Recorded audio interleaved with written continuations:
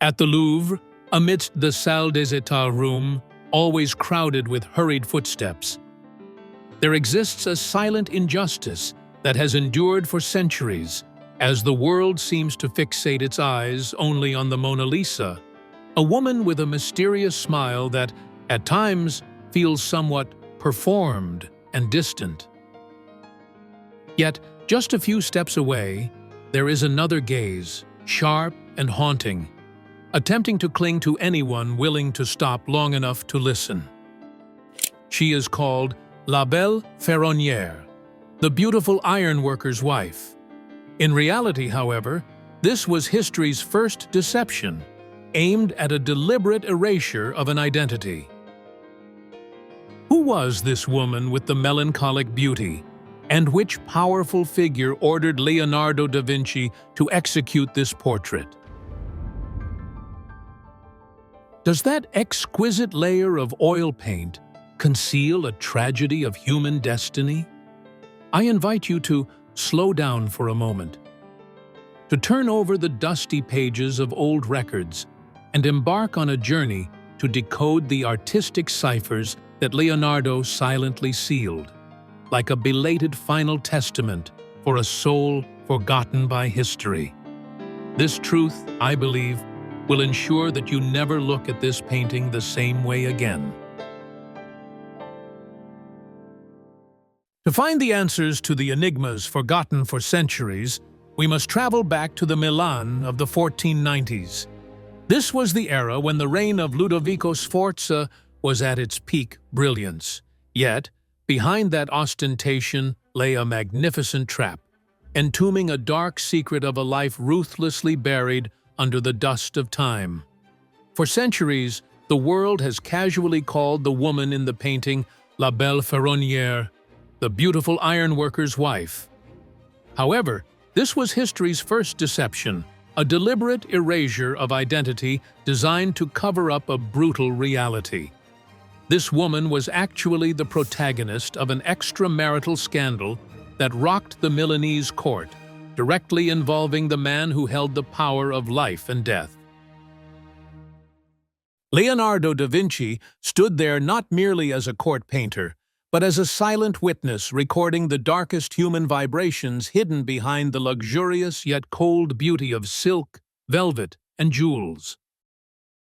Try placing this portrait next to Ginevra de' Benci, one of his earliest portrait masterpieces. In Ginevra, we see a woman embraced by nature, with lush juniper bushes and an expansive sky behind her, symbolizing nobility and a soul with room to breathe. Yet, when looking at the woman of the Milanese court, Leonardo completely stripped away that privilege of communion with the world. His intellectual resistance begins with the Ferronnière cord tied across her forehead, while in Ginevra, every detail celebrates natural pride. The ribbon here carries a tone of absolute constraint. He utilized perspective techniques to make the gemstone appear as if it is pressing deep into the center of her forehead, the seat of thought. This detail is not just an accent of beauty. It is the embodiment of invisible control, sealing the woman's thoughts and turning her into a silent entity under the absolute power of the one who holds her fate. Furthermore, Leonardo conducted a profound experiment with color by allowing the burning red of the velvet dress to reflect upward onto the skin of her neck and jaw. Compared to the pure, bright whiteness reflecting natural light in Ginevra, the technique of reflecting red light here brings a sense of deep melancholy and suffocation. That red hue evokes the stifling pressures of the court, bit by bit invading and blurring the soul of a young woman in patient silence. It is not a light celebrating life, but the reflection of a magnificent, gilded cage that is slowly incinerating her personhood. Leonardo imprisoned the character within a cramped composition with cold, horizontal barriers in front, creating a boundary that separates her from the outside world. This space is not a typical portrait setting. It is a limitation of space through paint, where the woman must stand, facing harsh, scrutinizing gazes without a single path of retreat for herself. All these sophisticated technical codes were Leonardo's way of eternalizing the inner heart of a real historical figure. He understood the truth of the complicated love triangle at the Milanese court, where the woman in the painting was the silent victim of possessive schemes. Because he could not use words to express what he saw and heard, Leonardo chose to preserve the truth right on the canvas, so that 500 years later, we can still hear the silent cry for help and feel the trembling hidden beneath this exquisite layer of oil paint. The beautiful woman with the haunting gaze that seems to pierce through the observer is not the wife of some anonymous blacksmith, as the name La Belle Ferronnière has long been used to deceive posterity. Her true identity was Lucrezia Crivelli, a lady-in-waiting serving in the palace. But the tragedy lay in her daily duties. Lucrezia was the closest confidant, responsible for styling the hair and applying makeup for Beatrice d'Este, the powerful and notoriously iron-fisted wife of Lord Ludovico Sforza. According to the meager records remaining in court correspondence or fragmented diary entries from chroniclers of that era, history has almost intentionally ignored her name. Yet, through rare descriptions, one can still recognize the undeniable reality of a soul locked tight within the dark red brick walls of the Sforza castle, a place where the cavernous hallways were always teeming with scrutinizing eyes, and every footstep on the cold stone floor was enough to make a servant girl startle in terror. Lucrezia's life was a cruel existence in such a perilous space, where by day she had to kneel at her mistress's feet to serve her. But when night fell, those very hands that had just brushed the hair of that powerful woman were dragged into a secret, sinful affair with the man who was the supreme master of them both. It was a romance in the shadows, where she was imprisoned between the stealthy, possessive desires of a man who was nominally her mistress's husband, a shameful secret that one of her lowly status could only endure in silence, never allowed to be brought into the light. This relationship absolutely had no room for romance. There existed only the ultimate fear of jealousies that could lead to brutal punishment at any moment. The truth behind this painting commission is also far removed from typical tokens of love. Ludovico Sforza hired Leonardo to paint Lucrezia's portrait at the exact moment she was pregnant with his secret child.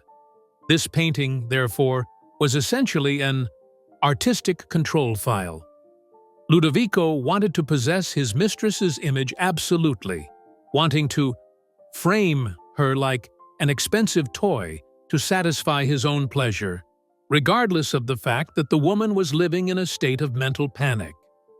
She understood better than anyone that every breath and every minute change in her body was under the resentful surveillance of Beatrice d'Este. Leonardo da Vinci recorded this entire reality onto the canvas with a deliberate yet fierce persistence. He saw the pregnancy growing behind the vibrant red velvet dress. He saw the extreme tension on the face of a woman who had no right to determine her own fate. Lucrezia Crivelli stood there, wedged tight between the harsh rules of the court and the lust of the ruler. Every detail in the portrait shows that she had no path of retreat. In front of her was the scrutinizing gaze of her powerful mistress, and behind her was the possession of her tyrannical lover. This portrait became living evidence of a life stripped of freedom, a soul forced to trade her own safety to be a pawn in the darkest power games of the Milanese court. Before Lucrezia appeared, the Milanese court had been stirred by another muse who also emerged from Leonardo's brush, Cecilia Gallerani. If you place the portrait, the lady with an ermine, next to the painting we are currently decoding, you will feel a chill as you recognize a ruthless law of power-driven disposal operating coldly behind the layers of pigment. In Leonardo's world, the Cecilia Gallerani of old appeared like a clear musical note amidst courtly conspiracies. When he set his brush to paint her, Leonardo seemed to infuse the work with all his tenderness and respect. She appeared with a sense of purity, her soft hands cradling the white ermine, a symbol of chastity and the personification of Lord Ludovico himself. Cecilia's gaze at that time was unburdened. She looked toward the faint light from a window with naive, dreamy faith in a magnificent future beside the powerful sovereign. However, the history of the Sforza family never had room for longevity or compassion. The brutal truth is that as soon as Cecilia fulfilled her duty of bearing a child for Ludovico, she was immediately banished from the palace without fanfare. Her position was not left vacant for even a single day, as almost instantly, Lucrezia was brought in to fill that void in the Lord's chain of possession. Standing in the position of a silent observer across generations of favorites, Leonardo da Vinci saw through a sickening reality. This was not a place where love blossomed, but an inhuman mistress production line. One woman leaves, another is brought in to serve the same purpose, only to eventually end with the same script of abandonment once her beauty has faded. The most haunting twist that Leonardo embedded lies in the way he handled Lucrezia's gaze, a total severance from the dreaminess of her predecessor. Instead of letting her look toward the window like Cecilia, Leonardo forced Lucrezia to look straight at reality, facing her possessor head-on. That sharp, melancholic gaze is a steel-cold warning to the innocence of the woman who came before her. In that look, we see a soul that has already awakened. Lucrezia is not waiting for a miracle. She knows all too well that she is merely a temporary piece of a puzzle, an entity standing in line to have her value squeezed dry before being tossed back into the darkness. Leonardo used his very brush to seal the moment of a faith's collapse. He stripped away all expansive natural scenery and erased every faint ray of light from the outside world, leaving only a background as black and thick as pitch, as if wanting to swallow her shoulders whole. If in Cecilia, light was a promise, then in Lucrezia, the enveloping darkness is a declaration of the end. This portrait, therefore, is no longer mere art. It is a record of the decay of human dignity, where each woman is but a silent pawn, waiting for the day of disposal by the hand of a tyrant who never knows enough. In the world of Leonardo da Vinci, not a single brush stroke is considered accidental or redundant, especially when he handles the direction of a gaze. According to the strict standards of the Renaissance, noble women were typically portrayed with eyes looking askance or downward to signify humility, virtue, and the submissive status of the weaker sex. However, the woman in this painting, Lucrezia Crivelli, completely shattered that ironclad rule. Leonardo rotated her body at a 3/4 angle to create soft, volumetric forms, but he set her eyes to spiral directly forward, abnormally locking on to the person opposite her. This is absolutely not a standard modeling pose. It is a silent confrontation between the model and the observer. Leonardo seems to have captured the exact moment when Lucrezia's resignation snapped, replaced by a spine-chilling current of alertness and ferocity. Through his masterly light recording technique, the great artist painted her pupils with tiny highlights, called catchlights, positioned asymmetrically. Typically in art, these highlights create vitality and warm emotion, but here they create a sharp, direct gaze, filled with melancholy and resentment, as if wanting to pierce through the person in front of her. Leonardo did not paint her as a passive object for us to admire or enjoy, but as an intellectual entity looking back and, judging the very man standing behind the painter, the tyrant Ludovico Sforza. To depict the confinement of the woman's status, Leonardo placed a raw wooden parapet right at the bottom edge of the painting, partially obscuring Lucrezia's body. While this was a common depth perception technique in Dutch painting, in this context, it carries a dark metaphor, a psychological border imprisoning her forever within the frame. That cold, raw wooden bar is not a pedestal to celebrate beauty. It is the wall of an invisible prison, separating her from the legitimate world outside. From her position as one imprisoned within the very favor of the Lord, Lucrezia understood that the barrier was a cruel line. She was forever locked in the shadows of a status that would never be acknowledged. She stands there, radiant yet solitary, only able to quietly watch her life pass by from the other side of the boundary of humiliation, where every breath is heavy with the shame of a secret lover with no way out. The most spine-chilling truth about this painting does not lie in the visible brushwork on the surface, but rather in what Leonardo intentionally executed from the composition. This secret only truly emerged from the shadows in 2011, when the Louvre Museum conducted a massive conservation campaign for the historic exhibition Leonardo da Vinci, Painter at the Court of Milan, at the National Gallery, London.